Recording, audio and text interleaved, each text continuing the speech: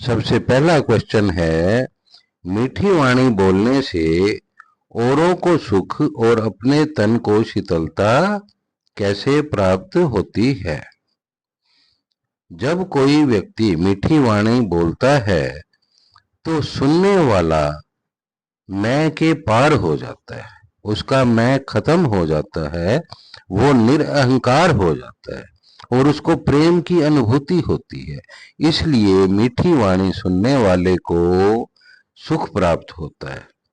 और जो व्यक्ति मीठा बोलने वाला है उसके तन को भी शीतलता मिलती है। क्यों मिलती है शीतलता? क्योंकि मीठा बोलने से व्यक्ति का दिमाग ठंडा रहता है, और जिस व्यक्ति का दिमाग ठंडा रहेगा उसके तन को भी शीतलता मिलेगी। ठीक है। दीपक दिखाई देने पर अंधियारा कैसे मिट जाता है। यहाँ दीपक का अर्थ है ज्ञान और अंधियारा का मतलब है अज्ञानता। जब किसी व्यक्ति के भीतर ज्ञान का दीपक जलता है तो अज्ञानता का अंधकार मिट जाता है। लेकिन ये सब कैसे होता है? जब किसी व्यक्ति को परमात्मा का दर्शन होता है तो उसको समस्त शास्त्रों का ज्ञान अपने आप ही हो जाता है, क्योंकि जो ईश्वर है वो सर्वज्ञ है, ऑल नोइंग है, ओमनिशियंट है। ईश्वर ही समस्त ज्ञान का स्रोत है। तो जिस व्यक्ति को ईश्वर का दर्शन हो गया तो उसको समस्त ज्ञान जो है अपने आप ही हो जाएगा। और जब सारा ज्ञान हो जाएगा तो उसके भीतर जो अज्ञानता का अंधकार है वो अपने आप ही नष्ट हो जाएगा। अगला क्वेश्चन, ईश्वर कण कण में व्याप्त है पर हम उसे देख नहीं पाते, ऐसा क्यों? ये बात सही है कि ईश्वर कण कण में व्याप्त है, लेकिन इस बात को जानने के लिए सबसे पहले हमें अपने भीतर, अपने हृदय के अंदर ईश्वर को महसूस करना होगा, ईश्वर को देखना होगा। हमारे अंदर ईश्वर की अनुभूति हो जाए कि हमारे हृदय में ईश्वर विद्यमान है, प्रेजेंट है। उसके बाद ही हम कण कण में ईश्वर को देख पाएंगे। लेकिन हम करते क्या हैं? हम तो बाहर ढूंढते हैं ईश्वर को। ठीक है, मंदिर में चले गए, गुरुद्वारे में चले गए, गिरजाघर में चले गए और इधर उधर यात्रा पे चले गए और कोशिश करते रहते हैं कि ईश्वर का दर्शन हो जाए, लेकिन वो हो नहीं पाता, क्योंकि अभी हमने अपने अंदर तो ईश्वर को महसूस किया नहीं, तो फिर कण कण में कैसे देख पाएंगे। ठीक है।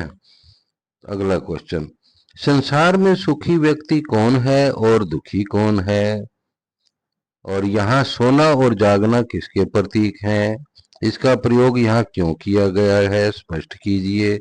तो कबीर की साखी में जो एक दोहा है उसमें ये बताया गया है कि संसार का व्यक्ति बड़ा सुखी है, खाता पीता है और सोता है सुख से।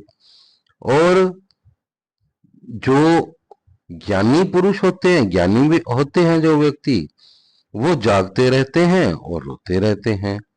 तो ये बताना है कि सुखी व्यक्ति कौन है, दुखी कौन, सोना जागना किसके प्रतीक हैं।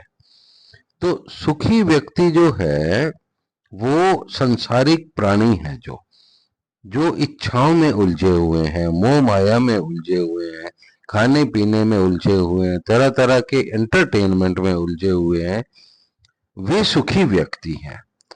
ठीक है। तो ये एक व्यंग है उनके ऊपर, कबीर जी व्यंग कर रहे हैं कि वो सुखी हैं और खाते पीते हैं और फिर सो जाते हैं। यहाँ सोना जो है अज्ञानता का प्रतीक है, सोना अज्ञानता का प्रतीक है। तो कबीर जी कहना चाहते हैं कि जो संसारिक व्यक्ति है वो अज्ञानता की गहरी नींद सोया हुआ है, मोह माया में उलझा हुआ है, वो सोया हुआ है और उसे पता भी नहीं। इसी चीज को, मोह माया को ही वो सुख मान रहा है। ठीक है। और जो ज्ञानी है, जो ज्ञानी होते हैं वो जागते हैं और वो रोते हैं। यहाँ जागने का मतलब है कि जो ज्ञानी है उनको ईश्वर का दर्शन हो गया। अब उनको सच्चे सुख का पता चल गया कि सच्चा सुख कहाँ मिलता है। उन्हें पता चल गया कि सच्चा सुख तो ईश्वर की भक्ति में ही मिलता है। और वो दुखी क्यों होते हैं? तो ऐसे ज्ञानी पुरुष अज्ञानियों का लाइफस्टाइल देख देख के दुखी होते हैं कि ये कैसे जी रहे हैं।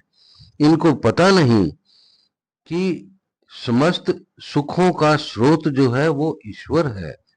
और वो तरह तरह की चीजें इकट्ठी करते हैं, मोह माया में फंसते हैं, पद में, पदार्थ में, प्राणियों में सुख ढूंढते हैं। तो ये चीज देख देख कर उनको रोना आता है ज्ञानी पुरुषों को। ठीक है।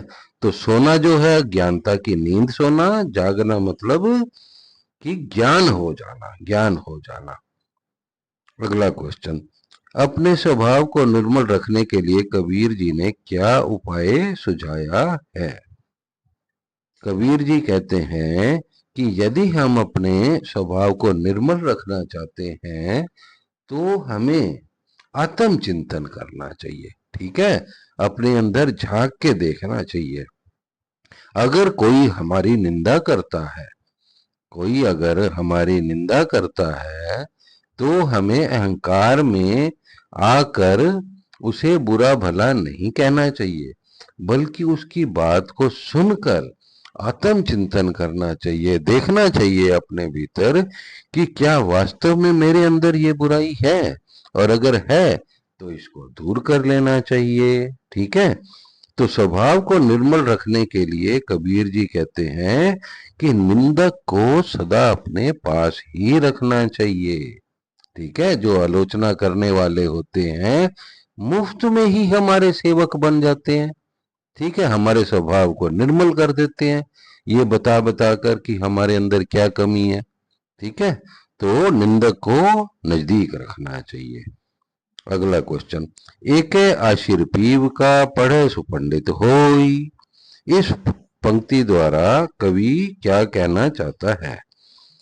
तो आशिर का मतलब है अक्षर, पीव का मतलब है ईश्वर प्रेम, और पंडित का मतलब है ज्ञानी। ठीक है। जानने वाला, ज्ञानी पुरुष। तो कबीर जी कहते हैं जो व्यक्ति ईश्वर प्रेम का एक अक्षर भी चख लेता है या पढ़ लेता है तो वो सच्चा ज्ञानी हो जाता है। ठीक है। क्योंकि समस्त ज्ञान का स्रोत कौन है? ईश्वर है। और ईश्वर प्रेम की बूंद को चख लिया तो फिर खुद को भी जो है सारा ज्ञान हो जाएगा। स्रोत तो वही है, ईश्वर। ठीक है।